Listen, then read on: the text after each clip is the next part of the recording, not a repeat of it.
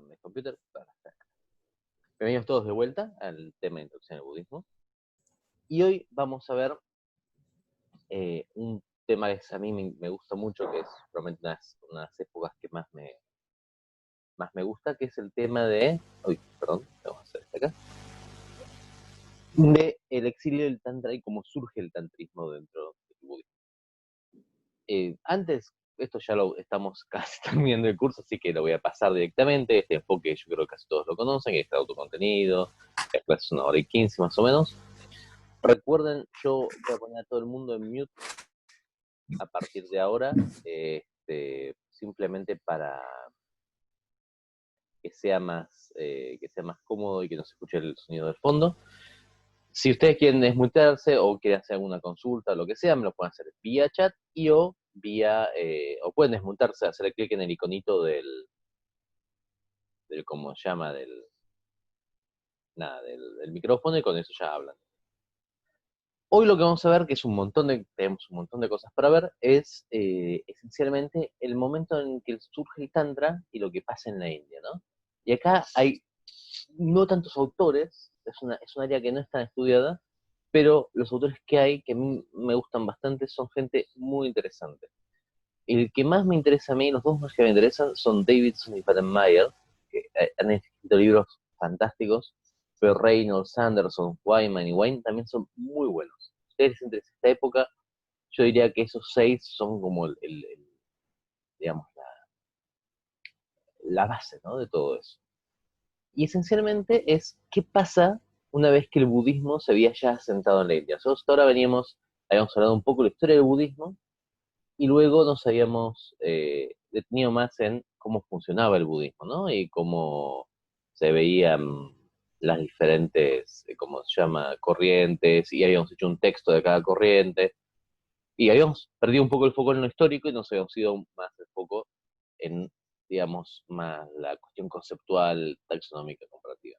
Pero ahora vamos a volver un poquito al foco histórico, ¿no?, en esta y la vez que viene.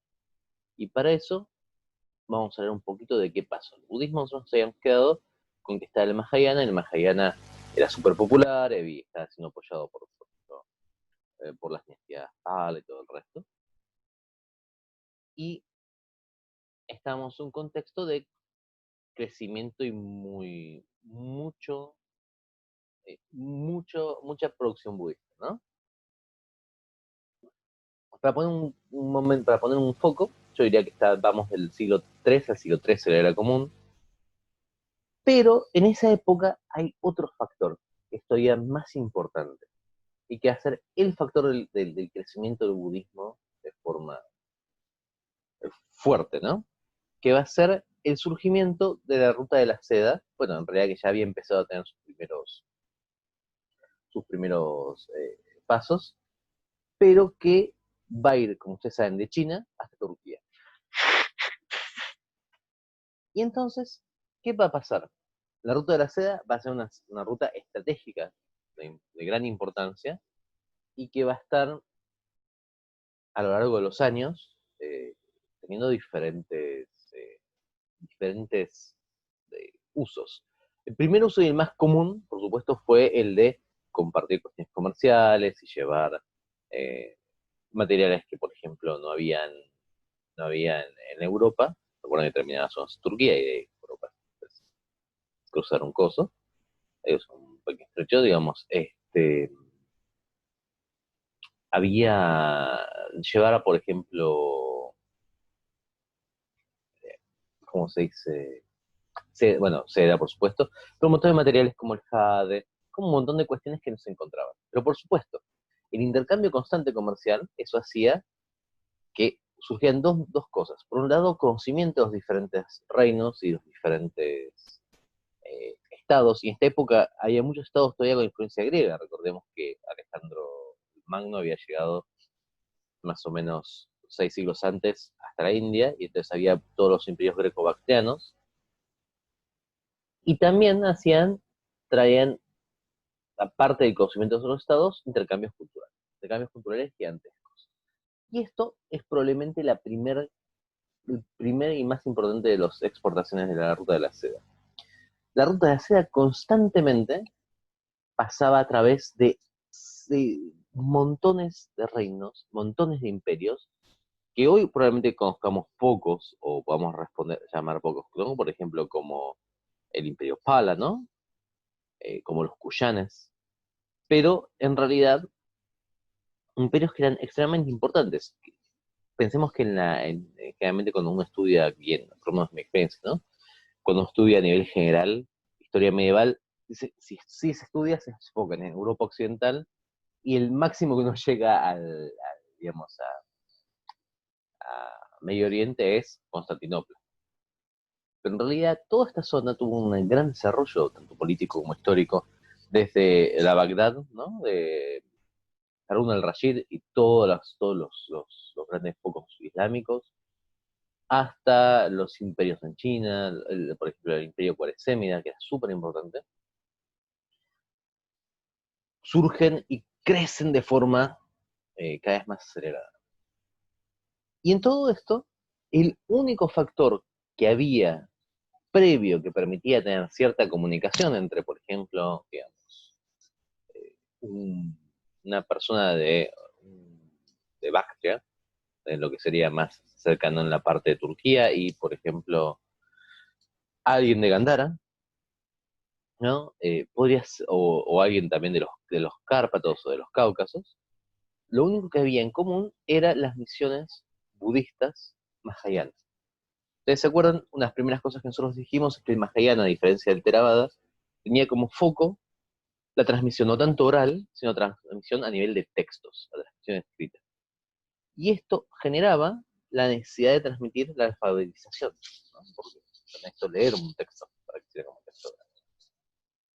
Poco que el Theravada generalmente no tenía, la transmisión Theravada era más puramente oral. Y esto lo que generó es que la clase sacerdotal mahayana, que podía ser tanto laica como monacal, tendía a ser un grupo de personas generalmente más formados que los imperios en los cuales estaban en el momento, ¿no? Tenían a ser personas que tenían una formación académica por ahí es demasiado fuerte, pero tenían por lo menos una alfabetización alta para el contexto.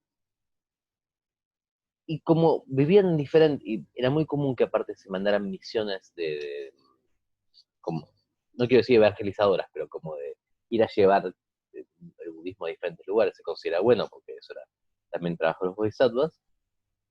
De repente estaban en un montón de países en los cuales cada uno hablaba un idioma diferente y utilizaban el sánscrito budista como lengua franca, ¿no? Como el latino, como el francés en Europa. Y esto lo que generó es que rápidamente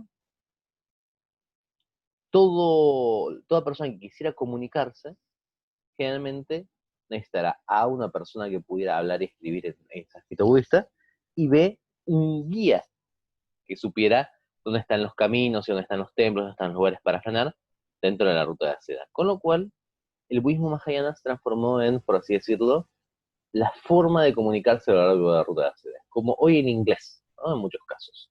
O el chino, bueno, por supuesto, depende de donde nos encontremos, ¿no? Pero si uno viaja a casi cualquier país de Occidente, va a poder encontrar a alguien que hable inglés, o si viaja, por ejemplo, a Medio Oriente, alguien que hable árabe, o si viaja, por ejemplo, a, a China y a Mongolia, siempre con mandarín no se va por defender de alguna forma. Siempre se vuelven esas lenguas francas que nos permiten franquear cosas. Y como eso tiene parte que ver con la cultura budista mahayana empezó a permear en todos esos lugares. Y también tuvo un segundo punto importante, que es que empezó a surgir la asociación del Mahayana con el mercader. Muchos de estas personas, muchos de los budistas mahayanas viajaban con caravanas de mercaderes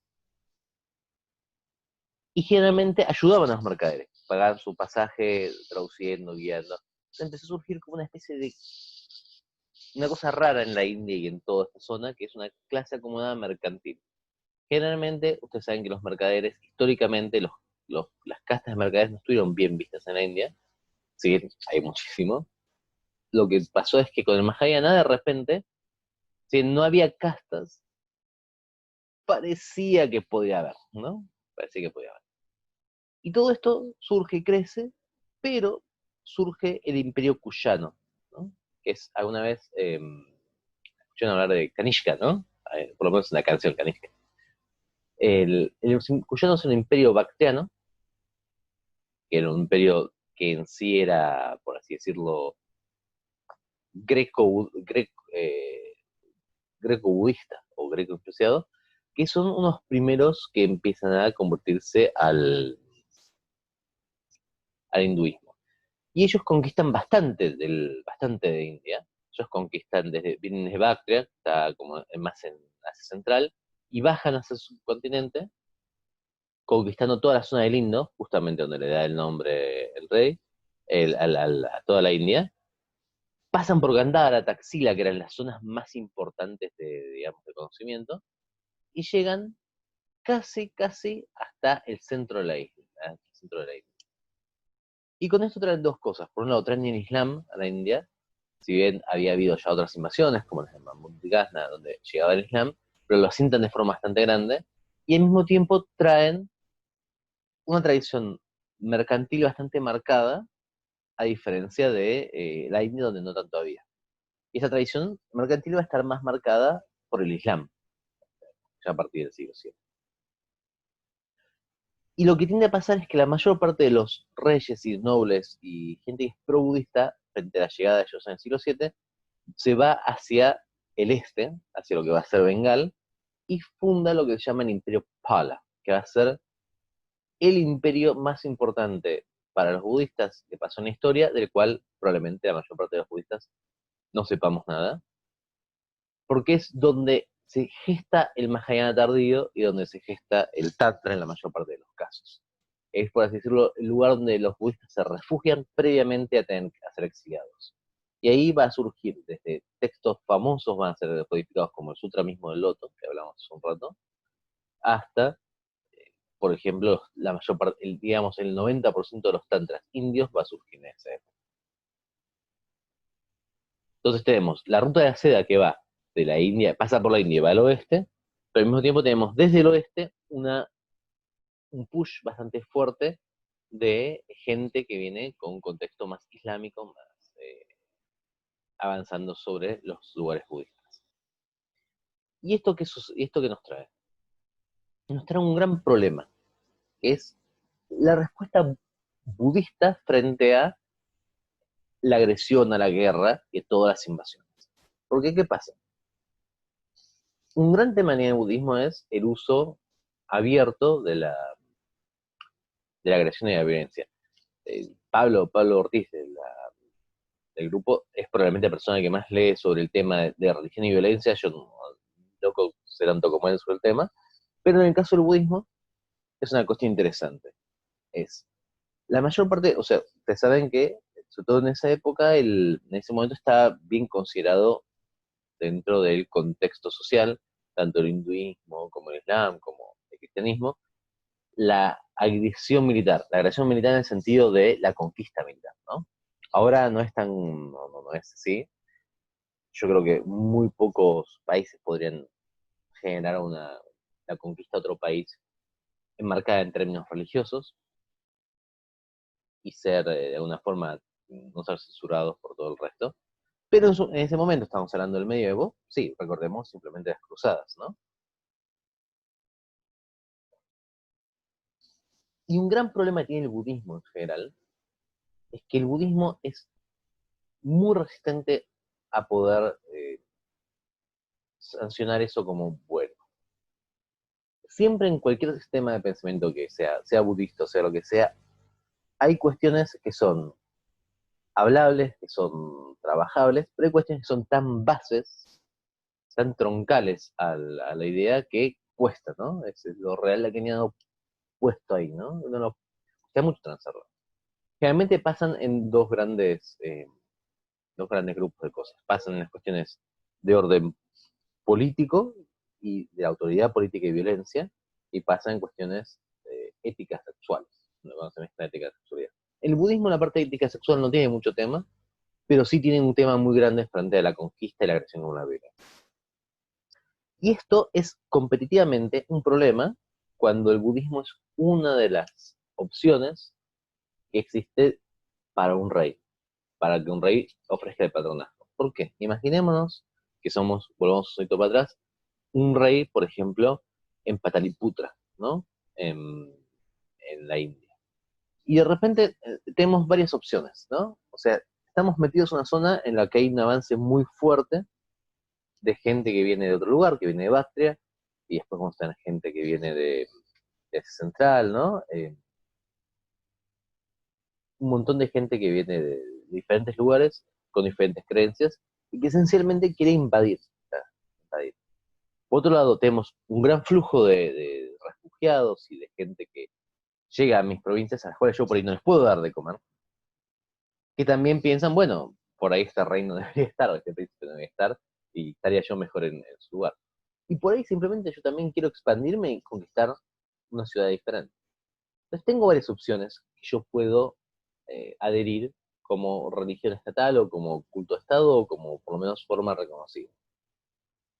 Y en esta, el budismo generalmente no hace una buena opción, porque si yo quiero sobre todo hacer una acción militar directa, o quiero invadir o quiero atacar, no va a estar bueno, va a ser muy difícil que un budista lo justifique. Sí, por supuesto, podemos decir, bueno, si nos atacan, nos podemos defender y todo lo que sea, pero igual es una defensa muy, es un discurso muy antiguerrero, esencialmente. Van a decir, bueno, sí, sí, nos podemos defender hasta ciertos puntos, nos podemos masacrar, fíjense lo que pasó con Ashoka, nos podemos masacrar al vencido, no podemos ir y atacarlo, aunque sea preventivamente, para poder estar tranquilos nosotros, es un problema nuestro, y esto a un rey guerrero o a una persona con aspiraciones bélicas no le sirve. ¿Y qué empieza a pasar en este momento? Empiezan a surgir Puranas y empiezan a surgir textos indios en los cuales se empieza a marcar la conquista como una acción de seducción divina. Y aparece ahí muy fuerte la figura de Shiva, ¿no? Que ahí lo puse sobre su toro Nandi. ¿Y qué es lo que dice? Que en realidad, cuando dos ciudades se pelean, Shiva es, por supuesto, siempre el victorioso, ¿no? Que está buscando seducir a Parvati. Y Parvati, como es una dama muy apropiada y muy correcta, no se deja seducir fácilmente. Entonces Parvati se resiste, pero en realidad no quiere resistirse, quiere que Shiva la seduzca. Pero todo eso es para mostrarse que tiene virtud. Entonces es responsabilidad de Shiva seducirla y poder conquistarla. Y entonces van a decir, de la misma forma que Shiva seduce a Parvati, el rey puede conquistar, seducir a otra ciudad, o sea, subyugarla, sinceramente. Y toda resistencia que se vea parece resistencia, pero en realidad el rey es bueno y lo que está haciendo es haciendo lo que Parvati en realidad quiere, ¿no? Haciendo lo que Shiva quiere. O sea, esencialmente lo que están diciendo, los otros quieren ser conquistados, está bien que el rey lo haga. Y esto es un tema, porque es una, aunque parezca totalmente violento, por supuesto, un rey guerrero medieval le servía, especialmente si era expansionista. Y es, por supuesto, lo que pasa con esto es que la mayor parte de los reyes, sobre todo de la India central y de la India del sur, empiezan a aceptar al hinduismo como la, como, digamos, como la religión oficial, como la que tiene el patronato. Los templos hindúes empiezan a recibir más ofrendas y empieza a replegarse un poco el crecimiento del Dharma. Y por otro lado, surge la idea de los dioses guerreros más fuertes, ¿no? Dioses como Murugan, Kartikeya, ¿no? Subramaina o Durga, que no eran deidades presentes en épocas védicas, de repente empiezan a tomar más preponderancia. Y frente a eso, el budismo generalmente no tiene una respuesta, no tiene un dios budista de la guerra, porque generalmente la guerra no está bien considerada en el budismo. Y por otro lado, choca también con el segundo punto que el budismo generalmente no discute, otro punto troncal, que es la idea de el budismo como más allá de las castas, ¿no? Esto de la casta es una construcción social y que no tiene importancia. Y en este momento es el momento en el cual se pone más énfasis en lo que se va a llamar el karma yoga en la India. Es decir, que uno tiene que actuar de acuerdo a su casta, de acuerdo a su orientación. El texto clásico de esto es el Mahabharata, ¿no? Y especialmente el Mahabharata, uno puede ver la metáfora de la guerra, ¿no? En el Bhagavad Gita, que es como ya se dice en la Biblia hindú, donde está Krishna y Arjuna, ¿no? Y la idea de Arjuna es que Arjuna tiene que matar porque es el guerrero, no porque quiera matar, pero el guerrero si mata, está perfecto, porque está siguiendo el mandato de su varna, de su casta. Y si el guerrero sigue el mandato de su casta, está bien. El problema es que el guerrero no mata. Si el guerrero no mata, está yendo en contra de los planes divinos. Este tipo de discurso, que se puede ver muy claramente en este texto, y es un texto que es súper conocido, ¿no? Y solamente es el más representativo por ahí, Jonas, va a ir muy en contra de esta cuestión del Dharma, de decir, che, pero esto de las castas no existe en realidad, ¿no? Eh, Uno tiene que buscar la liberación, pero esto de tenés que hacer esto, tenés que hacer esto porque te lo dice una edad, no. Sí. Y por lo tanto, va a empezar a perder mucho patronazgo real. Y esto va a traer especialmente foco en las grandes universidades dármicas, como Vikramashila o Nalanda, en las cuales ya, si bien fueron destruidas eventualmente por la invasión musulmana, ya en el momento que fueron destruidas ya habían caído principalmente en decadencia. ¿Por qué? Porque habían perdido todo patronazgo real. Generalmente en el budismo en India se da esta cuestión. La pérdida del patronazgo real va a hacer que, al no poder suplir con esta necesidad de la política, de la realpolitik india, va a hacer que se le quite cada vez más recursos, se empiecen a perder los recursos en la India, que los recursos de ruta de seda estén controlados más por el Islam, y cuando el Islam llega y generalmente destruye los centros budistas, ya habían entrado en decadencia, ya están desapareciendo por sí solos, ¿no? En ese momento. Hay una gran discusión de la compatibilidad entre el Islam y el budismo, y es una discusión muy interesante, yo creo que hay casos en los que son súper compatibles, como por ejemplo la cuestión más de las tarikas sufíes, pero en general, y en la India, el Islam y el hinduismo pudieron convivir porque cada uno simplemente aceptaba que la figura de la deidad, sea la, o sea Brahma, o lo que sea, tenía diferentes formas, pero con el budismo, con el foco no teísta que tiene, lo hizo realmente más complejo.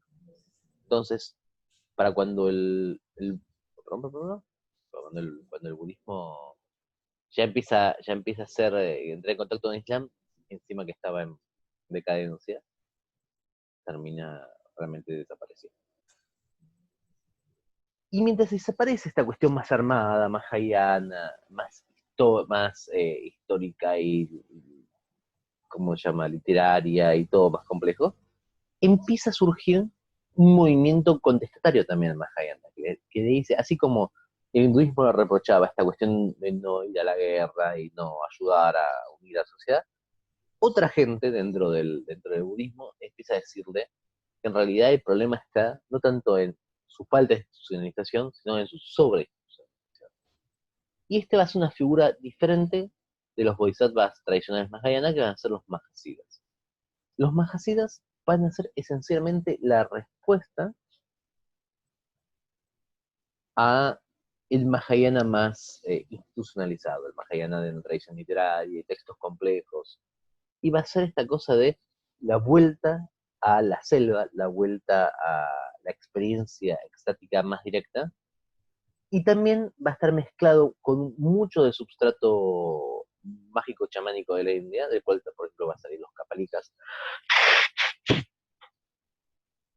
en una forma que podríamos decir que serían como hechiceros budistas. Ya no van a ser monjes como el primer budismo, o no van a ser eruditos como el segundo, como el budismo mahayana, sino que van a ser chamanes bizarros que van a vivir en las márgenes de las sociedades y van a decir, aún la menor institucionalización del Mahayana es un problema, porque terminan, si bien dicen estar en contra de esta cuestión de estratificar la sociedad y las castas, en la práctica termina generando lo mismo.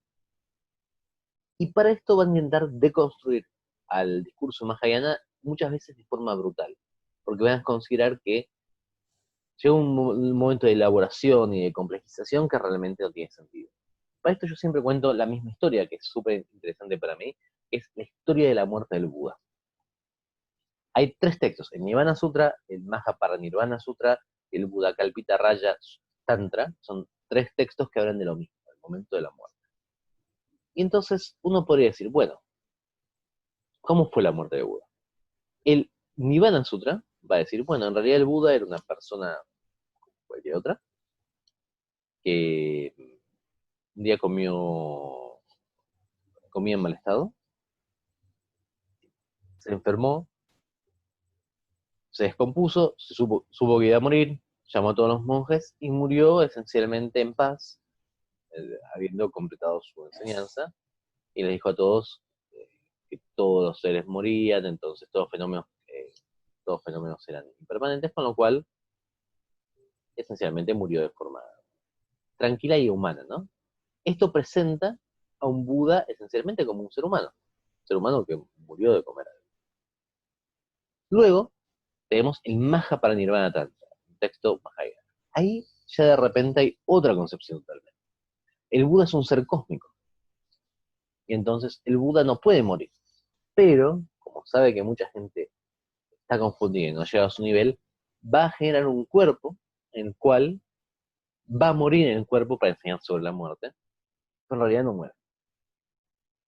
Y entonces ahí ya es menos un juego, menos un señor que cumplió una vida y que se murió de forma valiente y tranquila, y es más en realidad una especie de teatro cósmico hecho por seres que no pueden morir, como los bodhisattvas, que ya son budas y que la unidad es indivisible y digamos, y tiene el Dharmakaya y es el Dharmakaya puro, pero que bueno, para nosotros seres confusos, por su magnanimidad genera toda una especie de puesta en escena que en realidad no es así. Pero él la genera para que la gente que no comprende nada lo haga. Y entonces ahí empieza esta cuestión de del Mahayana de, bueno, pero en realidad él estaba acá, pero estaba enseñando, miren que muchos textos aparecen, el Buda está sentado así, pero en realidad con su poder mágico genera que otro bodhisattva hable, y está en este juego. El Vajrayana lo hace totalmente satírico de construido. Dice que Buda muere persiguiendo a una jovencita para la cual quería tener relaciones sexuales.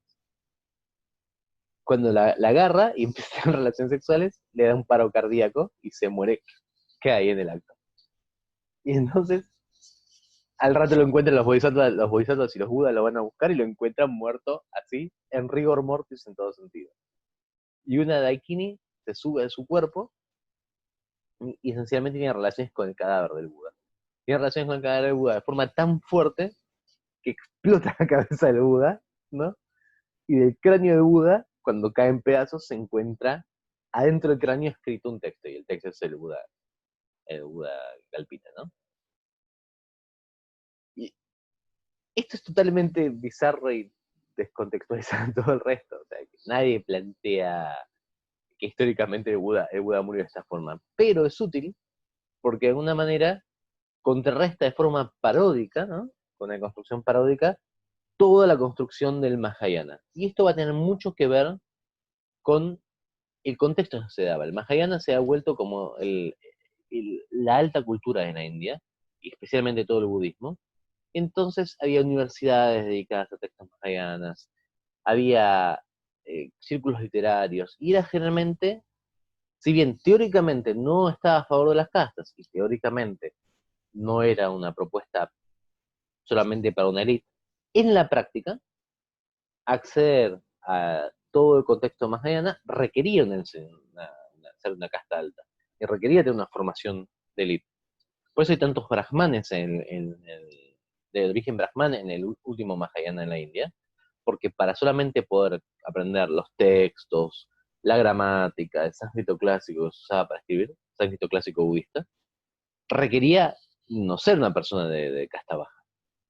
Entonces, el Tantra viene como a cuestionar esto. Tantra dice, no, ¿cómo que es así? Y pone el énfasis en dos cosas. En la inmediatez de experiencia A diferencia de esta cuestión mahayana de, bueno, voy a tardar 3 eones, en los cuales yo, después de los 3 eones, me voy a terminar iluminando, vuelve a decir, no, no, no puede iluminarse esta propia vida. Y toma de corrientes también existentes, chamánicas, yógicas, de la India, como los kapalikas, todo lo que tiene que ver con la muerte y todo lo que tiene que ver con el simbolismo de lo más directo, ¿no? O sea, empieza a tomar la idea de tomar de muchas cosas con calaveras, con pieles humanas, de vivir en la selva, de vestirse como ahí podemos ver, con pieles de tigre, ¿no? De comer sustancias prohibidas, todas las cuestiones que en la India marcan una casta u otra, el tantrismo intenta con una forma tomarlas como símbolo, ¿no? Y esto tiene que ver mucho, mucho, mucho, mucho con el contexto indio de ese momento, pan-indio, al tal punto que es muy difícil. El primer tantrismo, definición está hablando de un tantrismo de corte budista o de corte hindú. Es una crítica hacia algo más social más que algo más teológico o soteriológico. Para esto uno lo puede ver en el hecho de que, por ejemplo, hay dos mahasidas que se comparten directamente con los Nat hindúes, Gorakshanath y Matsyendranath. Son dos mahasidas que están tanto como en la lista de maestros budistas como en la lista de maestros hindúes. Y lo que intenta hacer el Tantra es enfocar la práctica en algo más secular y profano, por así decirlo, por fuera del contexto institucional. Nosotros vamos a ver la vez que viene, cuando hablemos de cómo se instala el budismo en diferentes lados, que esto, el Tíbet, por ejemplo, no pasó, se reinstitucionalizó al Mahayana, al Vajrayana. Y en la India, justo previamente a la caída de las grandes universidades, empieza a haber una movida de institucionalización del Vajrayana. Pero los Mahasidas y el Vajrayana surgen como esta forma de decir, ok, no, no, esto no podemos, o sea, nos estamos quejando de una serie de castas, pero eventualmente nuestros tipos de requerimientos generan de vuelta la misma casta, tenemos que dejarla de lado. Y para esto, el Vajrayana hace un énfasis muy grande en la figura del guru. Y el guru es diferente del papel que forma esencialmente el preceptor o Kalyana Mitra, como se decía en el Mahayana generalmente. El guru no es una persona que es formada tradicionalmente. Puede serlo o no, puede serlo o no. Pero el guru esencialmente es la persona que tiene una experiencia directa del camino, idealmente está iluminado, y la puede comunicar de forma directa, pero en una relación uno a uno con el discípulo, con la discípula. Y lo interesante de los gurús es que no tienen una forma sistemática de enseñanza, sino que simplemente enseñan en base a lo que ellos son y a lo que el discípulo, la discípula. Como no tiene una forma sistemática de enseñanza y no tiene un requerimiento particular más allá de esta de tener una experiencia en camino, los gurús son menos restringidos a las clases sociales altas. Esto en la India implica que hay gurús y hay mahasidas que fueron reyes, Lapa, por ejemplo, y otros que fueron parias, Tantapa, por ejemplo, o Kadakpa, ¿no?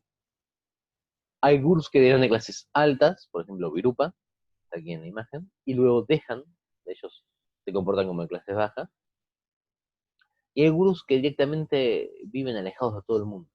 Hay gurús que son tradicionalmente mahayanas, en el sentido de cuando enseñan cuestiones como purificaciones, comportarse de acuerdo a las paramitas, y hay gurús que absolutamente enseñan en el Vajrayana directamente, o que a veces ni siquiera enseñan, dan por ahí una sola instrucción, ¿no? Por ejemplo, el caso de Yalipa. Yalipa, el gurú lo ve una vez en su vida y le da una instrucción, pero esa instrucción es la que necesita Yalipa para poder iluminarse, ¿no? Tiene que ver, el gurú no lo puede ver especialmente por intervención, por lo que genera más allá, ¿no? A diferencia del Mahayana o del Theravada, en los cuales hay un criterio más claro de lo que es ser un gurú. Por eso, hay un texto de Song Serkiense que se llama El Guru toma bourbon, ¿no? El Guru toma whisky. Una cosa interesante es que él remarca que por ahí ni siquiera tiene que ser budista esencialmente, nominalmente. Simplemente lo que tiene que hacer es brindarnos la posibilidad de iluminación.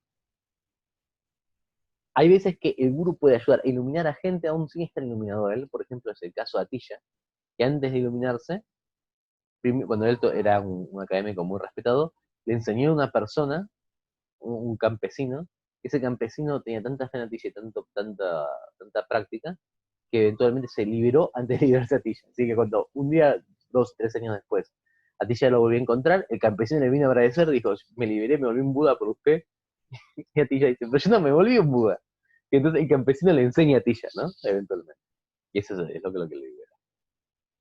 Y como el gurú ofrece una enseñanza directa y experiencial, es dentro del refugio tántrico, del refugio de Vajrayana, toma el lugar del Buda. Pero yo diría que más que toma el lugar del Buda, toma el lugar de todo el refugio.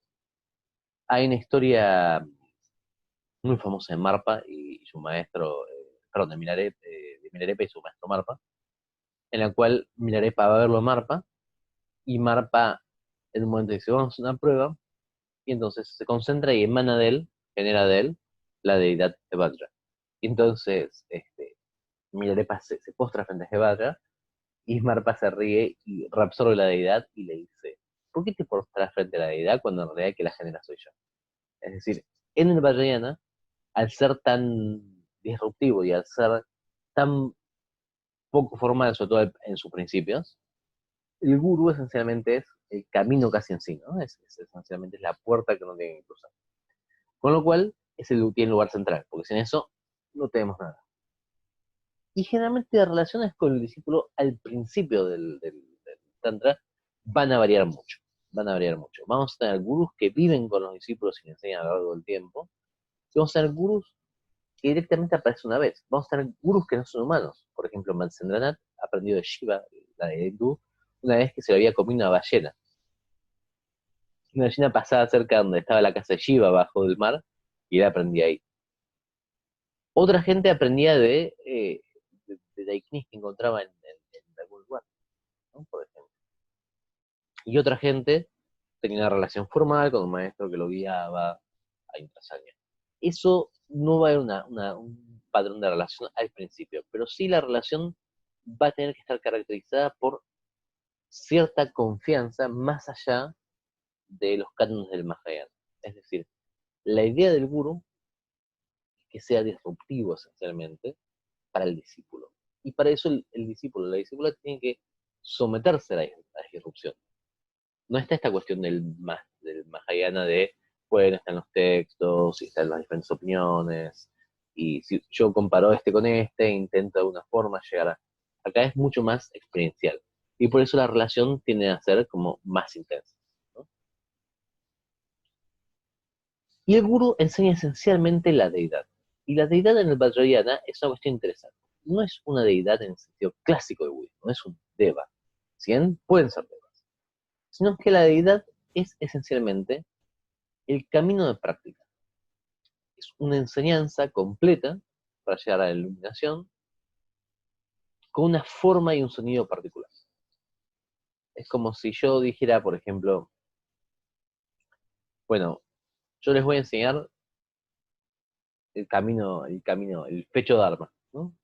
Y entonces el fecho Dharma, yo lo puedo enseñar con un texto, les digo, bueno, esta es mi enseñanza del fecho Dharma, o podría ser, por ejemplo, un dibujo y decir una deidad con, no sé, por ejemplo, 3 cabezas, ¿no? Entonces yo digo, estas 3 cabezas simbolizan la unidad del pasado, del presente y del futuro, ¿no? En la práctica. Y tiene 4 brazos, estos 4 brazos significan las 4 nobles verdades. Y cada parte va a tener que ver con una enseñanza. La práctica de la deidad, esencialmente, es la práctica de un camino. Es, por supuesto, un conjunto de características. Pero aparte, es algo más, es la transmisión de una práctica y de contacto con una forma de la budidad de la cual simbólicamente estamos unidos. Es, por así decirlo, nosotros cuando seamos budas.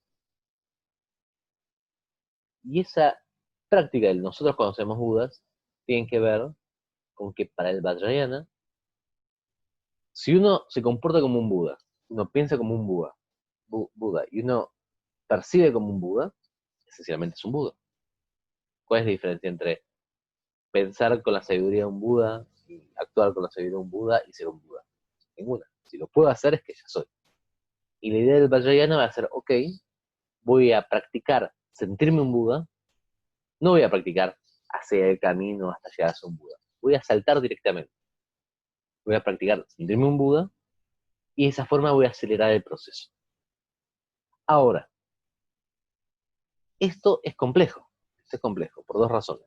Imaginemos que yo les quiero enseñar a cocinar una torta, una torta de chocolate. Hay dos formas que yo les enseño. Yo les puedo enseñar dándoles una lista de... Lo ideal sería que yo me ponga al lado suyo, les muestre hacer una torta yo todo. Habiendo hecho eso, les doy una lista de ingredientes, les explique cómo hacer cada uno de los batidos, los ingredientes y todo, y luego ustedes lo hagan junto conmigo y yo los vaya diciendo sí, no, sí, no. Pero eso lleva tiempo, ¿no? Tengo que hacer yo primero una torta, tengo que mostrar cómo se compran los ingredientes. ¿Cómo pasa generalmente por ejemplo, en YouTube? Bueno, te da una lista de ingredientes y te muestran algún paso. Esa es la forma más tradicional, ¿no? De enseñar. Y bueno, como no tengo el tiempo, como hay donaciones, te voy a dar toda la lista de ingredientes, te voy a decir, estas son las prácticas que tienes que hacer, te voy a dar alguna idea de cómo hay que hacerlas, y luego las vas a practicar vos. Pero el Vajrayana es todavía más radical que eso. El Vajrayana es, yo te voy a mostrar una torta. Te la voy a mostrar así, un segundo, te digo, esta es una torta de chocolate, andá y haceme una. Y lo voy a dejar, ¿no? Entonces es mucho más fácil equivocarse. Yo creo que si un día, cuando yo no sabía cocinar nada, me muestra una torta, yo digo, ¿qué es eso y cómo lo consigo? Mi única forma de generar una torta era llamar y comprarla en la panadería, ¿no? O sea, en la casa dulce. Por eso la instrucción del gurú es tan importante, porque la idea es un camino complejo. Pero si uno tiene la instrucción y está preparado, es mucho más rápido y mucho más efectivo a nivel de tiempo de comunicación. Mostrar la torta hecha y decirle, sacame esto, haceme esto igual, igual, igual, igual, que sentarse y hacer todo el proceso. Entonces, el Vajrayana va a intentar generar este camino en base a deidades. Y las deidades van a variar según cada practicante. Y esto es interesante. Aún la misma deidad, recordemos que las deidades son seres como nosotros, y esto implica que son seres que no existen en realidad.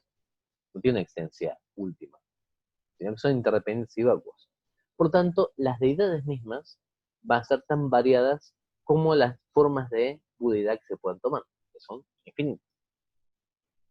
Por eso vamos a tener diferentes formas de cada deidad. Aún deidades que son conocidas como Manjushri, por ejemplo, vamos a tener formas con más cabezas, menos cabezas, blancas, negras, amarillas, azules, ¿no?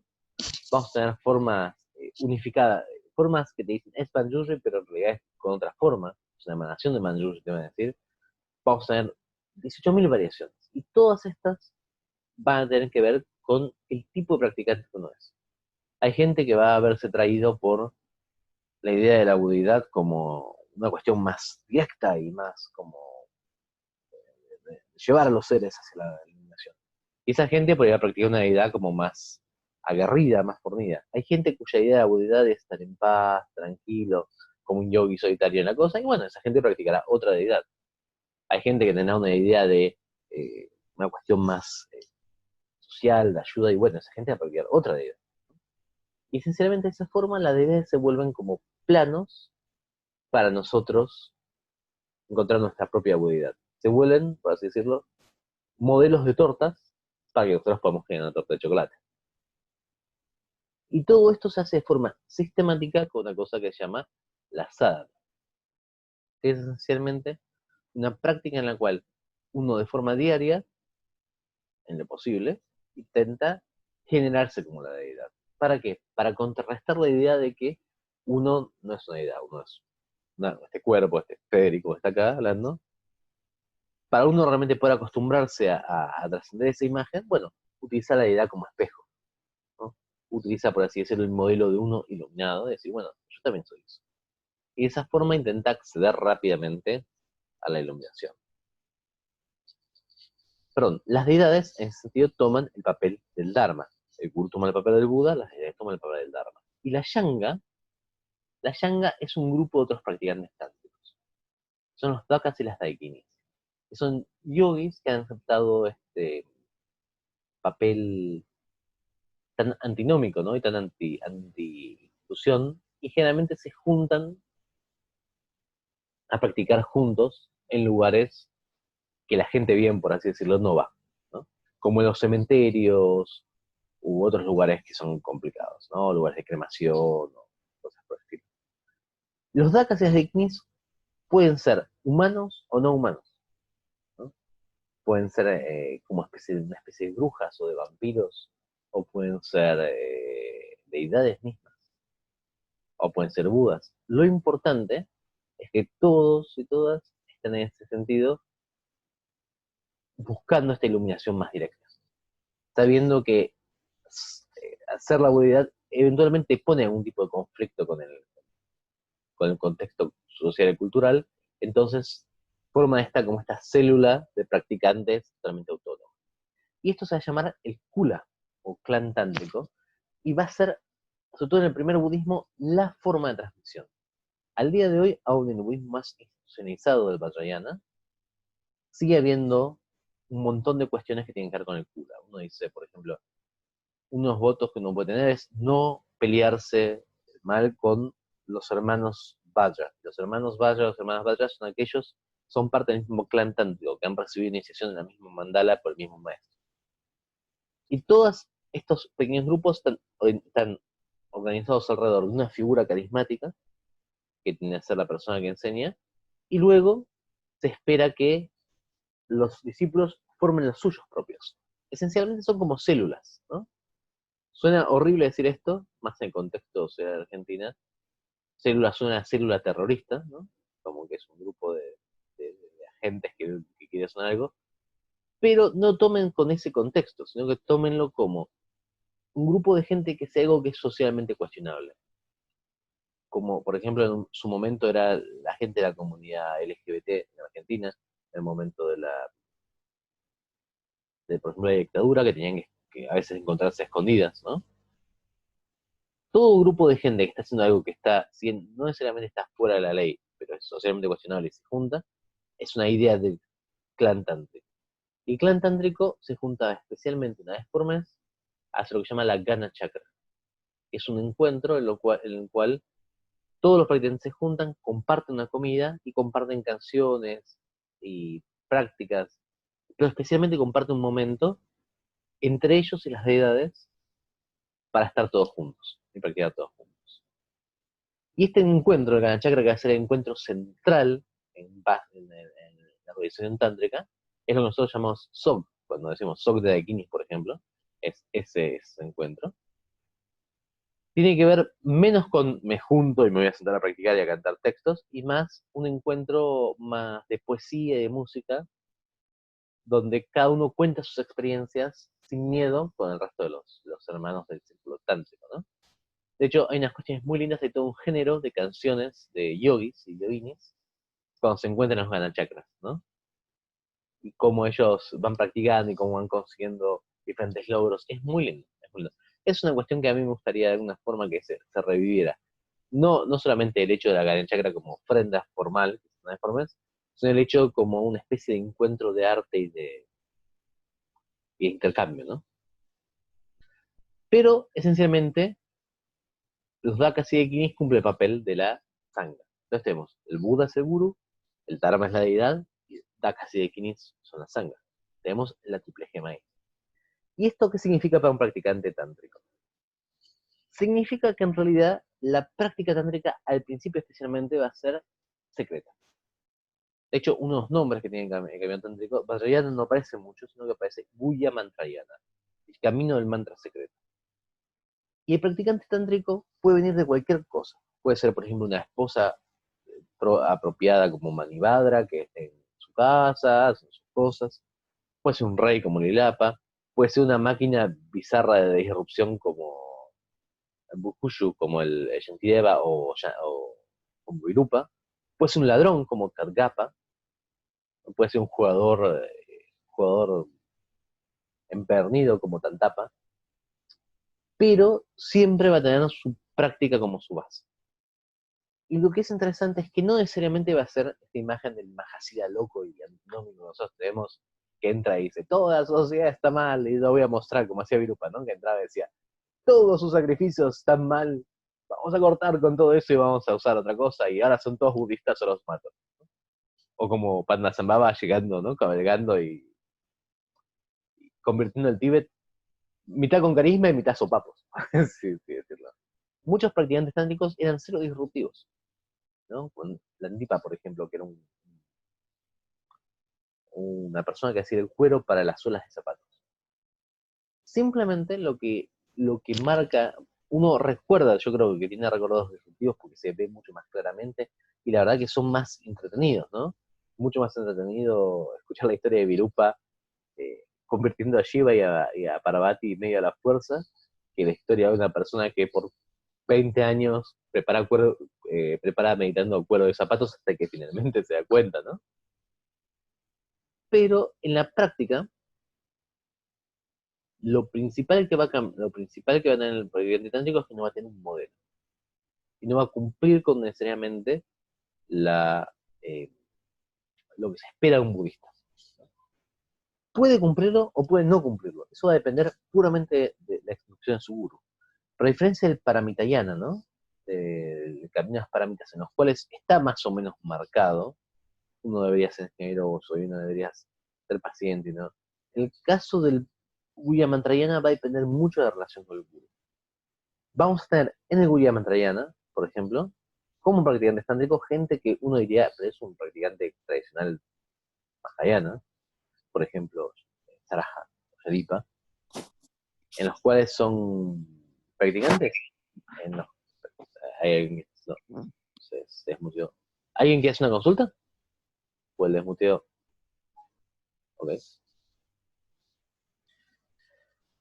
Que son practicantes que, por ejemplo, su práctica es que eran cazadores y aparece Chenrez y que su guru les dice, no casen más, de más purificaciones, de más ser vegetarianos, no lastiman a ningún ser vivo, o sea, cosas que son recontra mahayanas, ellos lo hacen y se iluminan, al lado de Santapa, por ejemplo, que le gustaba jugar a los dados, y como el maestro sabe que no va a poder dejar de jugar a los dados, dice, bueno, por lo menos medita para conseguir que los dados, para conseguir dominar los dados. Y medita tanto que no consigue dominar nunca los dados, pero sí consigue iluminarse, ¿no?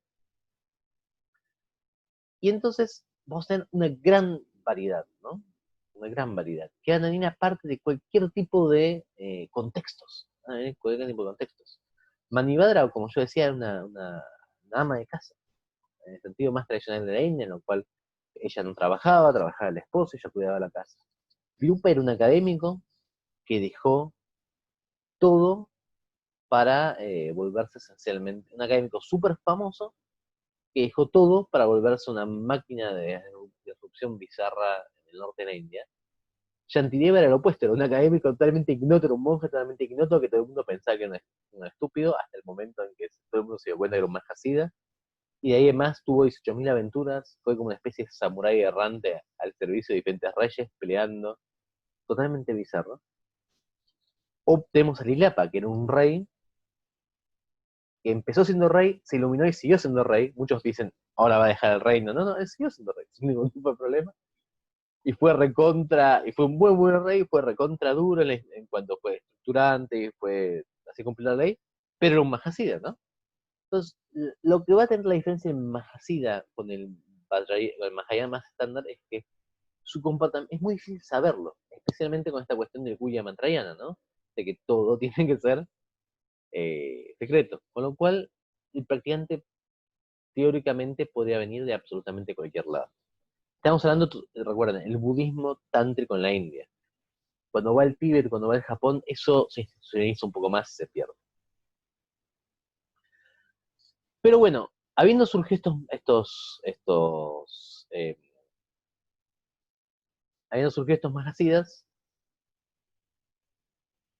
empieza a haber cierta recuperación del budismo, pero la verdad que el hinduismo y el islam empieza a hacer mucha sinergia y toman demasiados lugares del norte de la India que el budismo necesitaba para poder acceder a la ruta de la seda. Entonces, al perderse la comunicación hacia la ruta de la seda, se fragmenta la comunicación entre Bactria, que estaba más en Asia Central, y China, que era otro de los grandes sponsors imperiales del budismo. Con lo cual el budismo en el norte de la India tiende a encontrarse como más aislado, ¿no? Tiende a empezar a encontrarse más enfocado en algunos lugares, en el Imperio Pala y en algunas universidades, y tiende a perderse un poco esta posibilidad de acceder al resto de la sociedad. Y esto también lo que trae es que el Tantrayana, que empezó generalmente como algo por fuera de las universidades, por fuera de la institución, empieza a ser estudiado y empieza a ser compartido y de repente empieza a ser admitido en las universidades, porque realmente ya eran tan pocos los practicantes budistas en el final del budismo en la India, que empiezan a juntarse todos, y así tenemos, por ejemplo, a Tisha, ¿no? O a Naropa, como practicantes tántricos dentro de universidades. Pero fíjense que igual, aún en estos casos, Naropa, por ejemplo, para iluminarse, él tiene que dejar su puesto universitario e irse a aprender con Tilopa, que era un yogi vagabundo, para poder iluminarse. Después vuelve, él vuelve a ser un académico, digamos, el resto de su vida, pero a priori hay una cierta reabsorción del tantrismo a nivel de la institucionalidad budista en la India misma. Cuando esto empieza a pasar, cuando empieza a absorberse, empieza a haber prácticas tántricas en las universidades, es el momento casi final. En ese momento empieza a surgir el Islam, con fuerza mucho más grande, destruye lo que sería el reino de Orgen, donde probablemente estaba en Calapa, ¿no? En lo que es en Valle Swat, en Afganistán, entre Afganistán y Pakistán, y empieza el momento del exilio. Ahí se escribe el último gran tantra panindio, que es el tantra de Kalachakra, que abre un poco esta ciudad, de la ciudad del reino de Shambhala, con la ciudad de Calapa, donde están los reyes Kalki, que yo había comentado, creo, no acá, pero en una ponencia que hice este año, que en realidad el mismo término rey Kalki es un término, esta idea es una idea, de hecho, hindú, que es un avatar de Vishnu, pero frente al avance tan grande del hinduismo y frente al avance del Islam, el budismo acepta esta idea de que hay una especie de tierra oculta panasiática, que para todos los budistas de toda Asia, donde en realidad el budismo nunca desaparece. Es, por así decirlo, la idea del avalón del rey Arturo, ¿no? Cuando los sajones invadieron a la Inglaterra británica, ¿no? Previa a que sea Inglaterra, que sea simplemente la tierra de los británicos, y que el rey Arturo en algún lugar, si los sajones vinieron y nos expulsaron de la tierra, en algún lugar está el rey Arturo gobernando y en la tierra britona, ¿no? Previa a ser inglés, perdida. O en Francia con Lamballe, ¿no? El Valle de Lamballe, donde Roland y todo el resto de los caballeros de alguna forma siguen sobreviviendo. Esto pasa también en el budismo, y esto marca la idea de esta tierra donde se sigue manteniendo tradición, marca esencialmente el comienzo del exilio final. Una vez que llegue el Islam y destruya la última universidad en Nalanda, el budismo no va a volver en forma significativa hasta el final del siglo XX, ¿no? Y este va a ser el principio del gran exilio que nosotros vamos a ver eventualmente en la clase que viene. Pero este es el punto de inflexión. De ese momento, a partir del siglo XI, XII más o menos, ya no hay una construcción budista grande en la India. Hay algunos pequeños lugares, pequeños focos, digamos, de resistencia india, pero la mayor parte va a ser reabsorbidos dentro del discurso general. Y esto genera, y con esto ya terminamos, la próxima gran época, la época de los Lotsawas, de los traductores. Este es el momento en que el budismo, para sobrevivir, tiene que ir a encontrar vida en otros lugares. Por supuesto, ya había habido muchísimo exilio budista y había muchísimas misiones budistas para llegar al budismo, pero antes, realmente era una situación diferente. Antes había un gran foco, una gran institucionalización firme en la India, y desde la India se mandaban misiones como para evangelizar, por así decirlo, y formar diferentes budistas en diferentes países. Ahora de repente ya no estamos hablando de salir de un país central y formar otros lugares budistas, sino estamos hablando de que para que el budismo sobreviva tiene que poder exiliarse y sobrevivir en diferentes lugares, totalmente cortado todo el resto, ¿no? Y las figuras que van a hacer esto ya no son realmente monjes, sino que son un grupo bastante variopinto que se llaman los Lotsawas, los traductores. Y en los últimos momentos del budismo en la India, un gran grupo de traductores, Amogabhadra, por ejemplo, que va a ir a China y va a pasar de ahí a Japón y Corea, eh, Marpa, Gayadhara, que van a ir al Tíbet, ¿no? Los últimos como Krishnapapa, que son los que van a las tierras de Sri Lanka, ¿no? El imperio Srivijaya, son los que llevan directamente, ya no una enseñanza budista particular y armar un camino para establecer relaciones, sino que intentan llegar como una cápsula del budismo que ellos aprendieron. Intentan llegar como todo el budismo y de alguna forma implantarlo, trasplantarlo, mejor dicho, ¿no? De la India hacia una sociedad diferente. Y esto va a ser el comienzo la gran exilio del budismo de la India y del gran surgimiento de las escuelas autóctonas, desde el Zen o el Vajrayana hasta las tradiciones de Myanmar, por ejemplo, los espíritus Nat, que van a surgir a partir del gran exilio. Pero en la India nunca más va a haber budismo hasta, como digo, solamente hace no tantos años, ¿no? Y al día de hoy sigue siendo una forma más inevitable. Así que con esto, ¿qué estamos? Muy bien, perfecto. He hecho absolutamente recorrido casi 1000 años de budismo medieval. Con lo cual, dudas, consultas, preguntas, puteadas, esperen que los desmuteo a todos. Ahí estamos todos. ¿Alguna duda, pregunta que quieran hacer?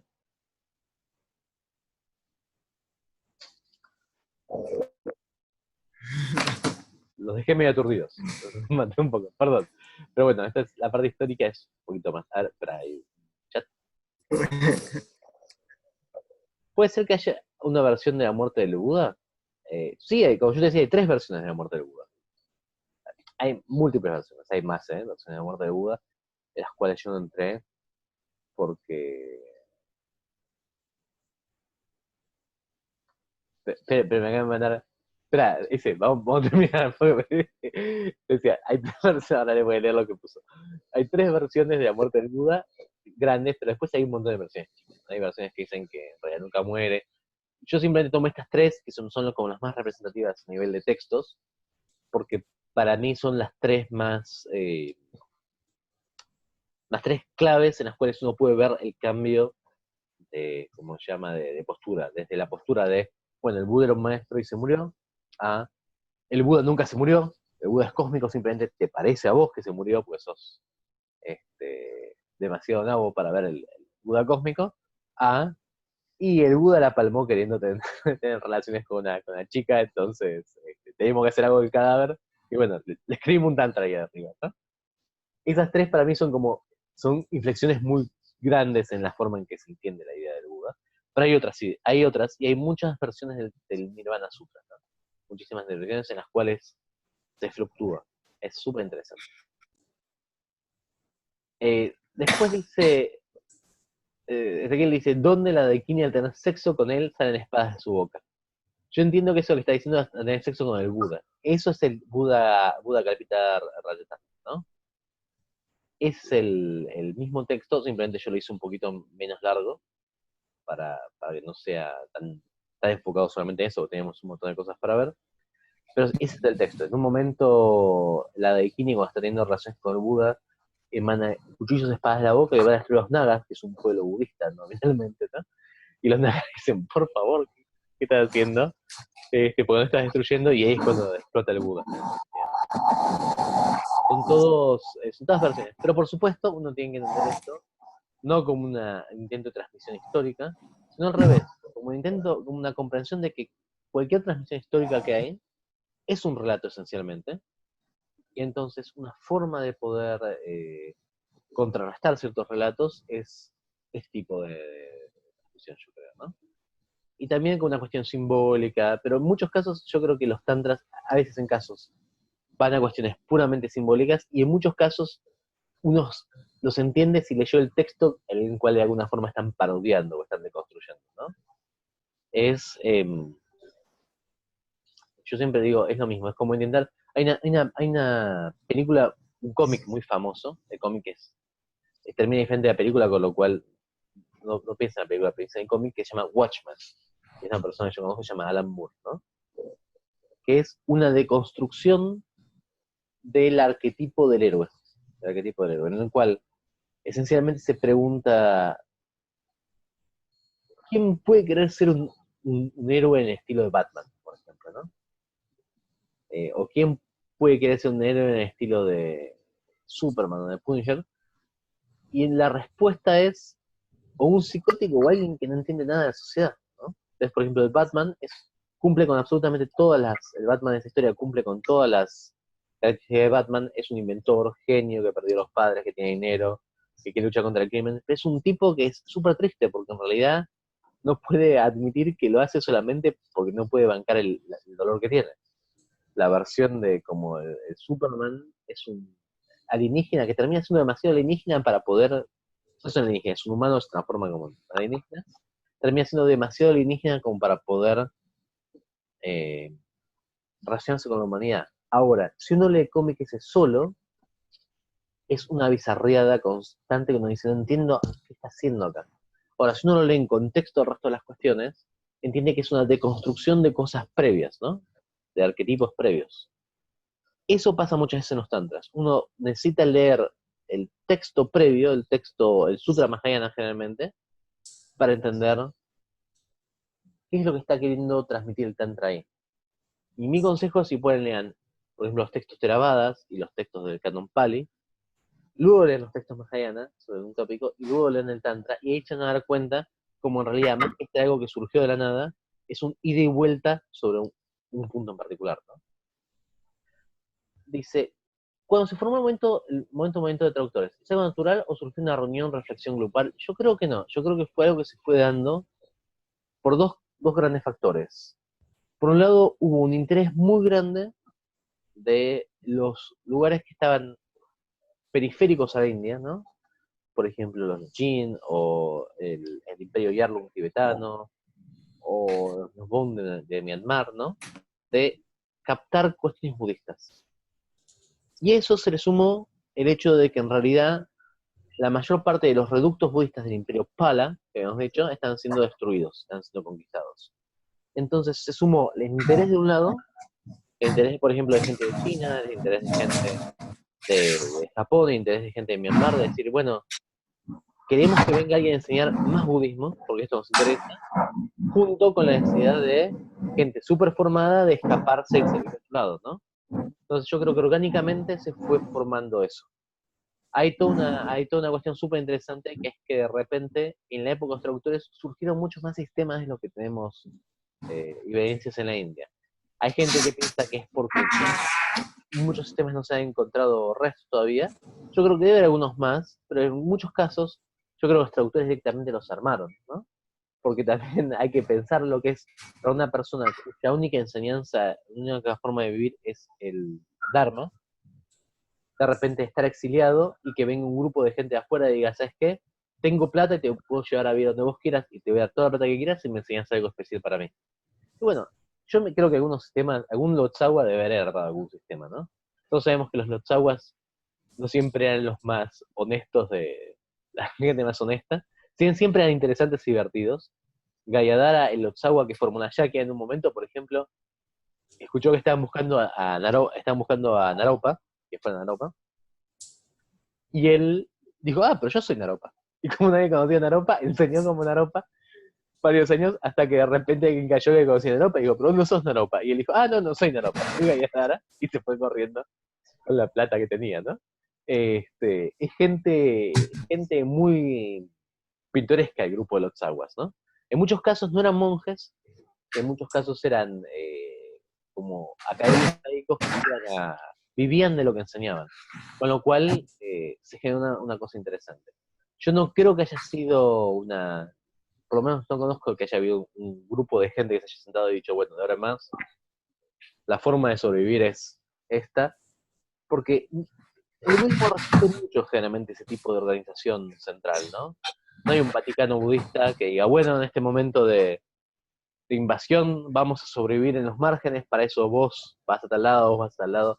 Es más, pintó un día y bueno, y alguien se entendió que eso estaba bueno y, che, los tibetanos tienen guita, bueno, vamos para allá, vamos yendo así los que podamos, ¿no? Es más o menos como funciona generalmente en el budismo. ¿Alguna duda más, gente? ¿Consulta? En la convivencia del budismo con el islam, se generó una tradición que los mezclara. Mira, eso es súper discutible. Eso es una pregunta que, según quien te la conteste, te va a responder y tiene mucha ida y vuelta. Generalmente, para el budismo no habría problema, y una lectura del maniqueísmo, por ejemplo, es que es una mezcla entre el budismo y el islam. Yo te puedo decir que si no es una mezcla, digamos, si no es que se sentó Mani a hacer una mezcla, le salió bastante bien el 50-50, ¿no? Hay una deidad en la cual tiene que someterse, hay una deidad malvada en la cual lo quiere sacar, pero también hay sangha y también hay como una especie de tradición monacal y también hay una especie de vinaya. Es como bastante similar. Ahora, generalmente el Islam no lo admite. Generalmente el Islam, si le preguntas a un imam, no lo va a admitir. Si bien para mí hay tradiciones muy fuertes entrecruzadas en lo que está Chiquistán y Kurdistán y Kazajstán, de tradiciones sufis que los mezclan. Tanto es así que, por ejemplo, la historia de Gesar, que es la historia clásica tibetana, rey tibetano, se encuentra el día de hoy contada por bardos todavía en Turquía. No hice una ponencia sobre eso. Vos tenés versiones de la historia de Gesar turcas, en las cuales Gesar no es un rey, no es un mahasida budista, sino que es un sufí, ¿no? Que viene directamente a liberar un reino, en Turquía, un reino mítico, ¿no? En el este. Pero para mí hay muchísimo de admixturación, sobre todo, no tanto ahora en el siglo XIX y siglo XX hubo un movimiento bastante ortodoxo hacia la ortodoxia en todo el Islam, pero en la zona de Persia y en la zona de Tayikistán, Kurdistán, toda esa zona de Asia Central, tradicionalmente hubo muchísimos puntos de contacto, ¿no? Y piensan que hasta en el Tíbet había una gran cantidad de musulmanes, cosa que generalmente no se habla mucho, porque para tanto China como el Tíbet los musulmanes al parecer no existían, pero el día de hoy hay muchos musulmanes en el Tíbet y hay una gran comunidad musulmana en China. Tanto es así que cuando su santidad Dalai Lama fue reconocido, el rey de su tierra era musulmán y lo tuvo como secuestrado hasta que pagó un rescate por él. Con lo cual hay mixturas. Ahora, es más fácil encontrarlas del lado budista que el lado musulmán, quiero decir, ¿no? Igual quiero decir, una cuestión general que tiene el budismo con los monoteísmos es que a nivel de practicante es fácil de enganchar, porque no estás como peleándote por dos deidades. Hay una deidad, si querés, y después el budismo te dice, no importa tanto. A nivel practicante es fácil de conciliar. A nivel institucional es muy difícil. Porque un practicante puede decir, bueno, yo creo en Dios y el budismo no me jode porque me dicen que no importa la deidad. Ahora, ir a un sacerdote cristiano y decirle, che, no importa lo de Dios, en realidad lo que importa es, no quiero que les guste tanto, generalmente, ¿no? Entonces, históricamente siempre ha habido diálogo, siempre ha habido mucho diálogo. Bueno, siempre en los tiempos modernos, ¿no? Ha habido diálogo, pero no es fácil a nivel teológico la administración. Es mucho más fácil con hinduismo, porque vos podés decir, bueno, Alá es un nombre de Brahma, o Brahma es un nombre de Alá, pero hay una deidad, y después discutimos cómo accedemos a ella, pero hay una deidad y mi deidad tiene que acceder a ella. El budismo decía, no, ¿qué deidad? Realmente es la mente de uno lo que genera de todo eso, no, es más difícil a veces, ¿no? ¿Alguna duda más, gente? Entonces, gente, si no hay duda, muchas gracias a todos por participar. nos vemos, nos quedan dos cosas más, dos charlas más. Gente. Próxima es el exilio del budismo a lo largo de toda Asia y la vuelta a la India. Y ya después la última que nos queda es un repaso por las escuelas actuales y a ver si, digamos, y contar un poquito de qué tipo de prácticas hace cada una, y con eso ya terminamos el curso. Gente, muchas gracias de vuelta a todos y que tengan un buen fin de Muchas semana. gracias. Hasta Buen fin de luego. semana a todos. Chao. Hasta luego.